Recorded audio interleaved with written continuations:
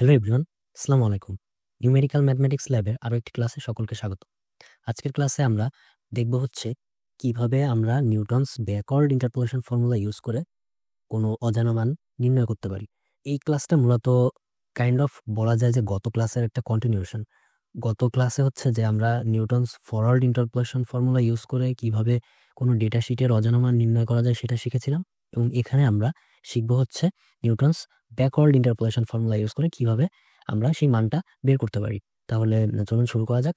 এখানে কোশ্চেনটা যদি একটু পড়ি, the following R the number of deaths in 5 successive years. Find the number of death at 75 to 80।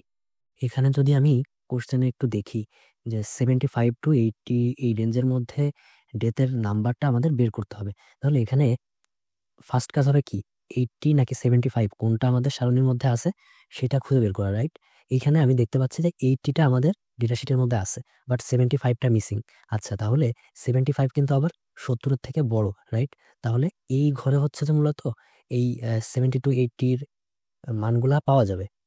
এইটা হচ্ছে যে আবার কি, এখানে 5টা কলাম আছে এবং সেই 5টা কলামের এইটা যদি 3 নাম্বার হয়, সো এই পাশে এইটা মাঝের এইটার পরের কোনো একটা মান আমাদের বের করতে হচ্ছে। সো এখানে আমরা নিউটনস ব্যাকওয়ার্ড ইন্টারপোলেশন ফর্মুলাটা ইউজ করলে সহজে মান নির্ণয় করতে পারবো। আমরা অ্যান্সারটা যদি এখান থেকে শুরু করি, ওকে, এখানে একটা জিনিস খেয়াল করলে আমরা দেখব যে আমরা ফার্স্টে তাহলে 75-এর জন্য কিন্তু মানটা বের করব। 75-এর জন্য মান বের করলে আমরা 80 থেকে সেটা বিয়োগ করলে হচ্ছে যে 75 to 80-র ভ্যালুটা পেয়ে যাব। কেমন বুঝতে পারলাম? কনফিউশন থেকে গেছে, রাইট? তাহলে এই যে 70, এখানে হচ্ছে যে 75 অ্যান্ড এখানে হচ্ছে যে 80। এখন আমরা যদি এই এই পুরাটুকের মান হচ্ছে যে কত, 70 থেকে 80, রাইট? এখন আমরা যদি কিনা এই 70 থেকে 75-এর মানটা বের করতে পারি, তাহলে এই পর্যন্ত মান বের হলো। এই পাশের যে আরেকটা থেকে যাচ্ছে, দ্যাট মিনস 75 to 80, এই রেঞ্জটা আমরা তাহলে পাবো কিভাবে? এই টোটাল টুকু থেকে যদি কিনা এই ফার্স্টের টুকু বিয়োগ করি, তাহলে কিন্তু এই টুকের ভ্যালু আমরা পাবো। এই টুকের ভ্যালু মানে হচ্ছে 75 to 80। ওকে, আশা করি বুঝতে পারছেন।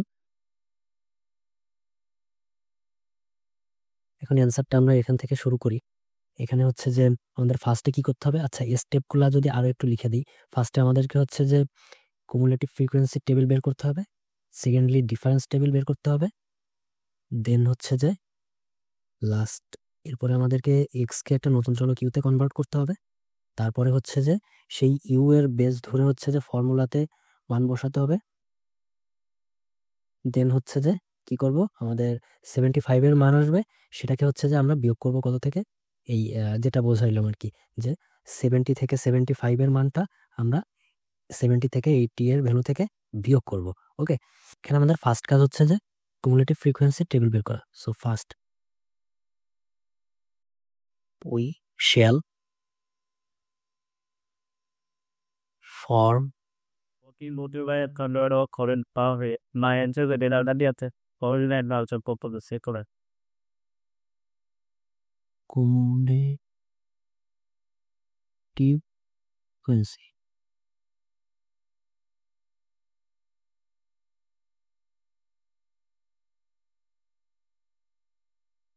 আমি এখন তাহলে ফ্রিকোয়েন্সি টেবিলটা বের করার জন্য আমাদের যে টেবিলটার দরকার সেটা রেডি করি। আমার কিউমুলেটিভ ফ্রিকোয়েন্সির জন্য যে টেবিলটা দরকার সেটা বের করা শেষ। এখন আমরা এটাকে পি করি। ফার্স্ট হচ্ছে যে আমরা এখানে বলে দেওয়া আছে যে এজ অ্যাবভ 30 অ্যান্ড বিলো, এটাকে আমরা এক্স দ্বারা ডিনোট করি এবং নাম্বার অফ ডেথকে ওয়াই। ওয়াইটা হচ্ছে যে আবার এফ এর একটা ফাংশন, এফ অফ এক্স। ওকে, এইখানে কিন্তু ওয়াইটা হচ্ছে যে অধীন চলক আর এক্সটা হচ্ছে স্বাধীন চলক। তাহলে এখানে হচ্ছে যে আসবে আমাদের শ্রেণীর আপার লিমিটগুলা, দ্যাট মিনস 40, 50, 60, 70 অ্যান্ড 80। আর y is equal to f of x এর এইখানে প্রথমে আসবে হচ্ছে যে 31, এই প্রথমটা, রাইট? পরবর্তীতে পরের ইয়াতে কি আসবে, 31 প্লাস 42, তার মানে হচ্ছে 73। তার সাথে আবার হচ্ছে যে যোগ করব পরেরটা, দেন হচ্ছে যে 124, দেন তারপরেরটা আবার যোগ করব 124 প্লাস 35 হচ্ছে যে 159, 159 প্লাস হচ্ছে যে 31, এটা হচ্ছে 190। আচ্ছা, এখানে কিন্তু তাহলে দেখে বোঝা যাচ্ছে যে 190 জন মানুষের ডেটা নিয়ে আমরা কাজ করতেছি। তাহলে আমাদের পরবর্তী স্টেপটা হবে হচ্ছে যে ডিফারেন্স টেবিল বের করতে হবে আমাদের, রাইট? ডিফারেন্স টেবিলটা রেডি করি, দিয়ে difference table ERENCE table is, এখানে এজের অর্থাৎ এক্স এর মানগুলো জায়গায় আমরা হচ্ছে যে যে মানগুলা শ্রেণীর আপার লিমিটগুলা বসাবো। ওকে, তাহলে এখানে হচ্ছে যে ফার্স্টে আসবে 40, 50, 60, 70, 80, আর ডেথের এখানে আসবে হচ্ছে যে ওয়াই এর ভ্যালুগুলা। ওকে, 31, 73, 124, 159, 190। ওকে, এখন এখানে একটু খেয়াল করি, এই যে ফার্স্টের ভ্যালুটা এটাই হচ্ছে যে এক্স এর ইনিশিয়াল ভ্যালু, রাইট? এই এক্স এর ইনিশিয়াল ভ্যালুটাই হচ্ছে যে এক্স নট, আর তার জন্য ওয়াই এর যে ইনিশিয়াল ভ্যালুটা এটাই হচ্ছে ওয়াই নট। আর এখানে এটাকে তাহলে আমরা এক্স এন ধরি, যেহেতু লাস্টেরটা এক্স এন এর জন্য তাহলে 190 যে ভ্যালুটা আসছে এটা হবে Y N. Okay, then fill up করি del of Y. Del of Y, এখানে আমাদের ডিফারেন্স টেবিলের সিস্টেমটা কি ছিল? 73 থেকে 31 মাইনাস করতে হবে, তাহলে আসবে হচ্ছে যে 42। দেন হচ্ছে যে 124 থেকে 73 বিয়োগ করলে আসবে হচ্ছে যে 51। দেন 159 থেকে 124 বিয়োগ করলে আসবে হচ্ছে যে 35। 190 থেকে 159 বিয়োগ করলে আসবে হচ্ছে যে 31। এই যে এখানে আমাদের 31টা হচ্ছে কি ডেল অফ ওয়াই এন। দেন পরেরটাতে আবার বের করি আমরা, এখানে ডেল স্কোয়ার ওয়াই এর ক্ষেত্রে বিয়োগ হবে কত? 51 থেকে 42 বিয়োগ হবে, 51 থেকে 42 বিয়োগ হবে হচ্ছে যে 9। দেন 35 থেকে 51 বিয়োগ করলে হবে হচ্ছে যে -16। দেন 31 থেকে 35 বিয়োগ করলে কত হবে? -4। এখানকার এই -4টাই হচ্ছে আমাদের কি del square Y N, del square Y N. Next এখানে -16 থেকে হচ্ছে যে 9 বিয়োগ করলে কত হবে? -24, -24। অ্যান্ড -4 থেকে 16 বিয়োগ করলে হবে হচ্ছে যে 12। তাহলে আমাদের এই 12টা হচ্ছে ডেল কিউব ওয়াই এন, এটা হচ্ছে del cube Y N. Next এখানে হচ্ছে যে 12 থেকে যদি আমরা -24 মাইনাস করি তাহলে আসবে হচ্ছে 37, এবং এটাই হচ্ছে যে কালার একটু চেঞ্জ হয়ে গেছে, 37। এটাই হচ্ছে যে আমাদের del to the power 4 Y N, del to the power 4 Y n. আর কিন্তু নাই এদিকে, ঠিক আছে, 0 হয়ে যাবে। সো নেক্সট কাজ হচ্ছে আমাদের এই যে মানগুলা, এই মানগুলাকে আমরা একটা নতুন চলক ওয়াইতে ট্রান্সফার করব। তাহলে আমরা এখানে হচ্ছে যে মূলমাপনির ক্ষেত্রে যেমন করতাম না, কাইন্ড অফ ওই রকম হেয়ার। এখানে আমরা 75 এর জন্য আমাদের ভ্যালুটা বের করতেছি, তাই না? তাহলে অজানা মান এক্স হবে হচ্ছে যে 75। দেন এক্স এন এর মান কত ছিল? এক্স এন এর মান ছিল হচ্ছে যে 80। অ্যান্ড লাস্ট হচ্ছে যে আমাদের এখানে ডিফারেন্সটা কত কত করে ছিল? এটা হচ্ছে যে 10 করে ডিফারেন্স ছিল, রাইট? তাহলে H is equal two 10। And তারপরে আমরা তাহলে এবার কি ধরবো? লেট, আমরা জানতাম কি U is equal to X minus X N divided by H. X এর মান হচ্ছে যে 75 অ্যান্ড ওয়াই এন এর মান হচ্ছে যে 80 ডিভাইডেড বাই 10। তাহলে আসবে হচ্ছে যে কত? -0.5।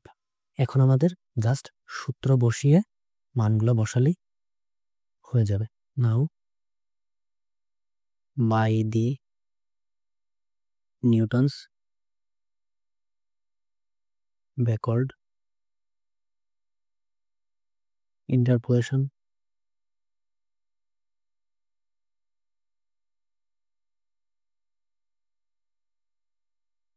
ফর্মুলা আমরা কি পাই? Y at 75 is equal to, প্রথমটা ছিল হচ্ছে ওয়াই এন, এখানে কিন্তু ওয়াই এন দিয়ে শুরু হবে। ওকে, আমরা যখন এর আগেরটা করছিলাম তখন কিন্তু ওয়াই নট দিয়ে শুরু হয়েছিল, রাইট? প্লাস হচ্ছে যে U del Y N plus U into U plus 1, এক এক করে বাড়বে যোগ আকারে, 2 factorial del square Y N plus U into U plus 1 into U plus 2 divided by 3 factorial del cube Y N, and এরপর হচ্ছে যে একটা বাকি থাকে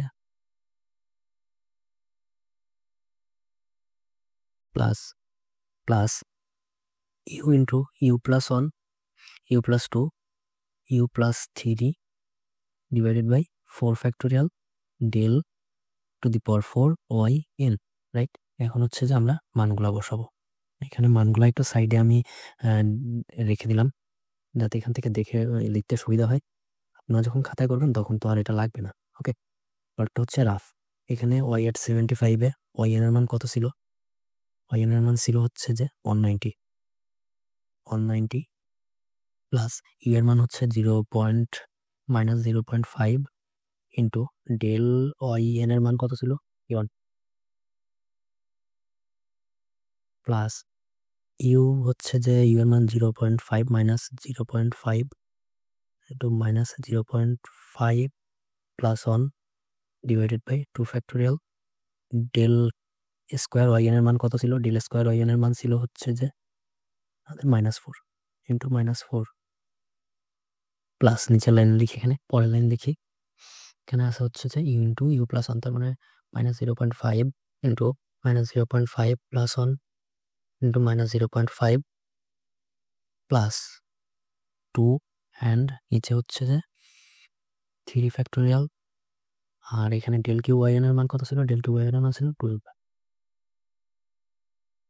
ওকে, নেক্সট স্টেপে আমরা পরেরটুকু লিখবো U -0.5 into -0.5 plus 1 -0.5 plus 2 and -0.5 plus 3 divided by, এখানে হচ্ছে যে ডেল, এখানে 4 ফ্যাক্টোরিয়াল আর del to the power 4 Y N এর মান হচ্ছে যে 37।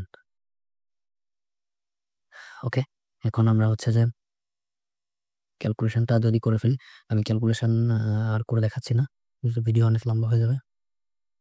ইজ ইকুয়াল টু, এখানে ফার্স্ট হচ্ছে 190 minus 15.5 plus 0.5 minus 0.75 minus 1.45 is equal two 172.8।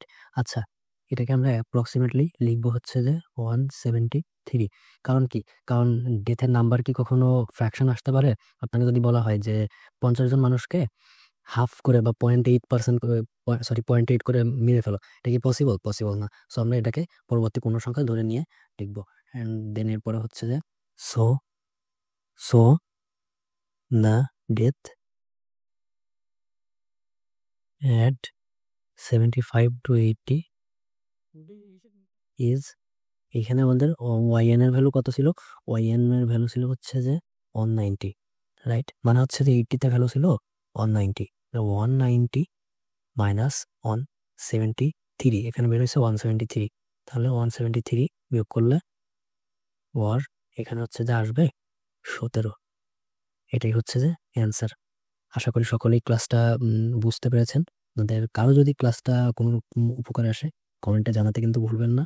আর আপনারা হচ্ছে যে আমাদের মেজর স্ট্যাটিস্টিক্স এর জন্য একটা গ্রুপ আছে, major statistics, and non major statistics এর জন্য গ্রুপ আছে, নন মেজর স্ট্যাটিস্টিক্স, এবং আমাদের ইউটিউব চ্যানেল আছে যেটা জিতু নামে। আপনারা এগুলাতে ফলো এবং সাবস্ক্রাইব করে রাখতে পারেন। সো আজকের ক্লাস এই পর্যন্তই। নেক্সট ক্লাসে ইনশাল্লাহ আলোচনা করব নিউমেরিক্যাল ম্যাথমেটিক্সের অন্য কোনো টপিক নিয়ে। সবাই ভালো থাকবেন, সুস্থ থাকবেন। আসসালামু আলাইকুম।